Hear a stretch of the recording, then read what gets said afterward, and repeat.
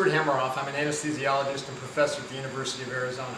I study consciousness. Between mental events like seeing and... It's time to move on in the academic world for scientists. We know that, the brain is still in formation. The place you start on all this is the very common sense observation. Our thoughts, memories, and feelings have always raised big questions about what happens after death. For years, this was a topic mostly for religion or spirituality.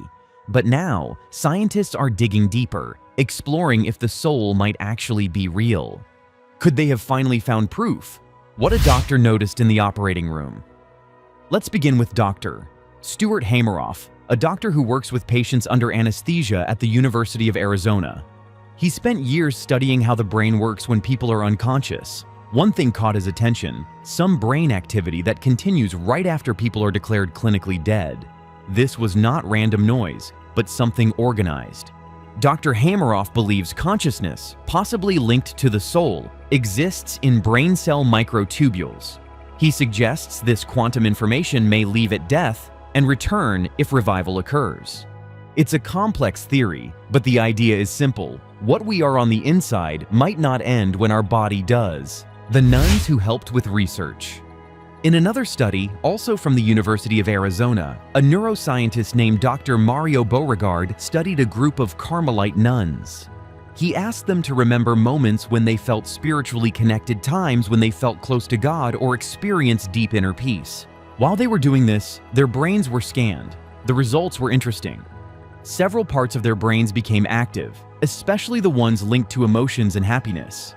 Their brainwaves also looked similar to people in deep sleep or meditation. Dr. Beauregard suggested spiritual experiences may involve more than normal brain function, possibly hinting at something beyond the physical brain. Let's now go back to 1968. During a sleep experiment, Professor Charles Tart observed a woman who, while asleep, claimed an out-of-body experience. She correctly identified a hidden 5-digit number placed above her bed. Though not conclusive proof, Tart suggested such cases encourage us to consider that the mind and body might not be entirely connected. Another idea comes from Professor Thomas Nagel from New York University. He looks at the question from a more philosophical angle. His main question is this: if everything in the world is made from atoms, how do thoughts and emotions even happen? He believes that maybe consciousness is part of everything, even non-living things like rocks or water. This idea is called panpsychism. It might sound unusual, but it is being taken seriously by more scientists and thinkers today. According to this view, our mind or soul isn't just created by the brain, it's something more natural, something that was always there. Can the mind change the brain? Dr. Jeffrey Schwartz believes that focused thought can physically reshape the brain, showing that the mind might be separate from the brain. His work with OCD patients suggests the mind can override the brain's habits. On the other hand, Professor David Kyle Johnson argues that the brain is the source of all mental activity. He points to the case of Phineas Gage, whose personality changed after a brain injury, as proof that our identity may just be brain-based. While Schwartz sees signs of something beyond biology, Johnson sees the mind as simply what the brain does. So, what's the answer?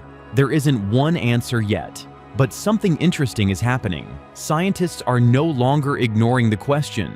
They're re-asking it, they're studying it, they're taking it seriously. And even though there's no final proof, the fact that doctors, researchers, and philosophers are all coming together to ask the same question shows that this topic still matters. Whether or not we ever find a full explanation, the search itself is opening up new ways to think about life, death, and what might come after. So that's the wrap-up. If this made you look at things a little differently, give it a like, share it with someone curious, leave a comment with your thoughts, and don't forget to subscribe for more.